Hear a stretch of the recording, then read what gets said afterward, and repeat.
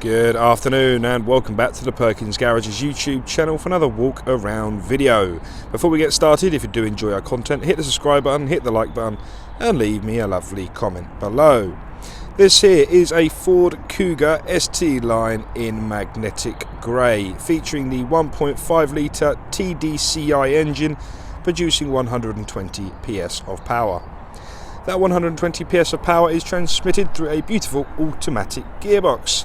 The vehicle itself has done just over 25,000 miles, but we'll get you the exact number once we're on the dashboard. But considering its age, very low mileage vehicle and in amazing condition with some great specification all the way around. So my job is to show you around all this amazing spec. So we're going to begin at the near side front of the vehicle, and that bit that appears to be flashing in your video is called a daytime running light. It is flashing because the frequency in which my camera records the video, but in real life that is a solid light and it gives you extra visibility in the daytime so everybody can see you. But don't worry, it's not having a wild party. Just below it we have the indicator, as you can see there, and your front fog lights. Trailing around the front lip of the bumper there is front parking sensors. Making our way round to the offside front wheel, we can see our first 18-inch machine cut alloy wheel, which are in incredible condition as well. Fitted with Continental tyres. Got some sleek ST line badging on the offside wing there. Making our way around the vehicle, we have power folding and heated door mirrors, like so. Arriving to the offside rear, we're going to give you some condition of the bodywork. So we're going to start nice and high up and we're going to make our way down the vehicle so you can see all the lovely body panels. Like so, we'll trail that round to the offside rear. Again, a beautiful machine cut alloy wheel with rear discs and pads. Rear parking sensors, 1, 2, 3, 4, 5, 6 rear parking sensors. We have Kuga badging on the near side. We'll show you in the boot in a second, but we're going to give the near side the exact same treatment. We're going to start nice and high and work our way down the vehicle. I love magnetic grey. It's one of my favourite colours in the Ford range because of how easy it is to keep clean. If you want an example, there's my magnetic grey Focus.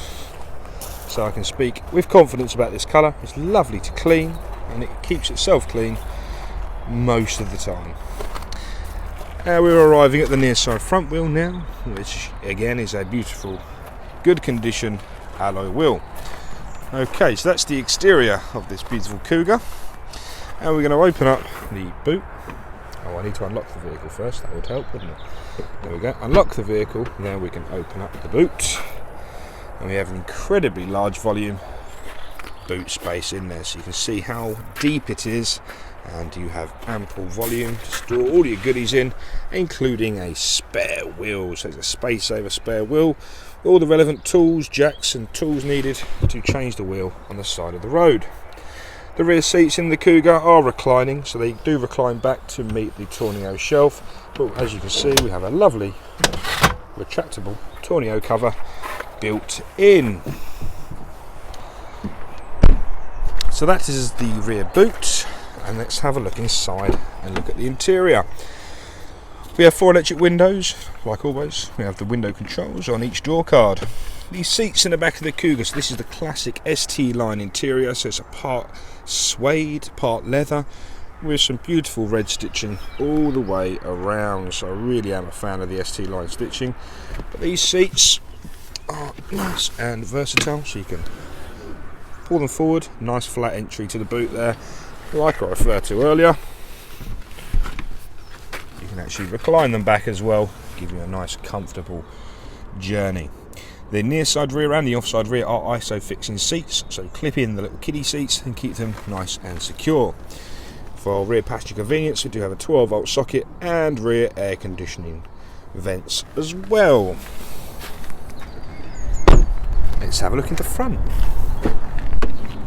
So in the front of the vehicle, interior locking and all 4 window controls and mirror controls are found on the driver's door card. Spinning around again, we've got a lovely part leather, part suede with some gorgeous red stitching all the way around. Manually adjustable driver's seats. You have height control, you have a lumbar support on there as well, so you always need yourself nice and comfortable. I am a big fan of these seats. Okay, so now what we're going to do is put your foot on the brake, and we're going to click the button, and we're going to give power to the vehicle. Okie dokie, so let's look at the driver display to begin with. So on the left hand side we have a conventional RPM gauge, and to the right hand side a conventional speedo. The bottom two we have a fuel gauge and a coolant temperature sensor. At the top we have a digital display. We can control the digital display using the arrows on the left hand side of the steering wheel. So we've got two individual trip computers, we've got average speed, we've got digital speedo, go back through them, digital speedo, a trip computer, average fuel, instantaneous fuel, trip timer. Come out of there, we've got different information properties such as seat belts, my key.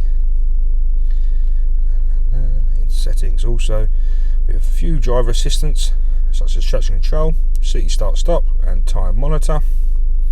So it's got tyre pressure sensors in the wheels to let you know if you have a flat tyre. A few more vehicle settings in there as well. It's a really nice screen to navigate around.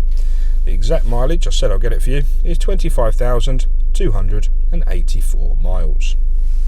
Just next to the mileage is your gear indicator as well, so you're always going to know what gear you're in at all times. As I zoom out slightly and we can see the rear side of the steering wheel, do have the paddle shift there as well. So when you pop the automatic gearbox into S for sport, that will enable you to take control of the gears on either the minus or the plus gear setting on either side of the steering wheel. So I've done the arrows on the left hand side. On the right hand side is where you'll find your volume controls, previous, next song, and pick up and decline phone call. To the bottom left hand side, my favourite bit, is exactly the same on my Focus, a really ergonomic place to keep your cruise control. So you can take it off standby, set your speed, cancel it, set your limiter nice and easily. So it's a very ergonomic place to have it, and it's so easy to just adjust your speed as you're going along, and it's really economical as well using it, cruise control. So if you don't use cruise control already, get using it. Okay, we're looking at the top screen now. So this here is called a CD player. For those youngsters, what we used to do back in the days, put music onto a CD, pop it in there, and it will play your music. So if your CD album is now in the loft, I suggest you get your CD album out and let's have a disco. So that's a CD player, and we have the built-in sync module. Let me just change hands for this. So that includes your audio. So in your audio you have all your conventional AM, FM, DAB, CD and Bluetooth audio. You can come out of there once again, all your phone is saved there. Once again, if you go into navigation at the bottom of the menu, nice and easy to plumb in your destinations. Nice updated map there as well. In your settings there, you have all your different bits and bobs you come to expect, including your display, radio and other bits and bobs. All of your buttons to control it. So you have a tuner there, previous and next song, a volume control, you have a source button, sound, so you actually go on there and change the sound settings yourself. And one of my favourites is the display. At night time, nothing worse than a glaring screen. Click display, it turns it on to standby, one touch and that will turn it back on again. If we look south of those controls, let me just get the shifter out of the way, we do have the dual zone air conditioning. So both sides of the cabin can be set to individual temperatures. So if you do suffer with a really cold passenger, you need to heat them up whilst keeping yourself nice and cool, you can do that as well, and that's I believe a 4-degree variant. So that is a really nice feature. So you've got both temperatures either side, we've got different vents in the middle, max air conditioning, recirculation and fan speed can be found at the top. This vehicle does come with forward park assist, so you can click on the P button and you can go into a parallel park out. We've got a perpendicular park and we've now got a parallel park as well. So we've got one little park in a parallel, we've got perpendicular and a parallel park out. So using the front and rear parking sensors, it'll build an image of whether it can get in or can't get in. And all you have to do is use the indicator to dictate which side of the road you're attempting to park on. Follow the instructions, take your hand off the wheel will go spinning around like crazy, and you just put your trust in it. But it's a very nice system if you do struggle with your parallel parking. We have a parking sensors override and a stop-start override. Also, this vehicle comes with an electronic handbrake in the form of this little lever. Pull up to apply, push down to cancel. In the middle, we have a 12-volt socket, somewhere to keep your change, and two beautifully adjustable cup holders. You can pull that out if you've got a deeper drink. The cup holders are essential. Somewhere to put your wallet, and a nice little cubby hole, which includes two USB sockets in there as well, which is nice deep fill-in. So you can plug your phone in and have USB connectivity. Won't leave you there without showing you the beautiful sunglasses holder. I wish I had that. It's such a great idea. I sit on sunglasses maybe once a week at the moment. Anywho, thanks for watching. If you do enjoy it, subscribe. Any questions, give us a call. 01376 550 899. Thank you and goodbye for now.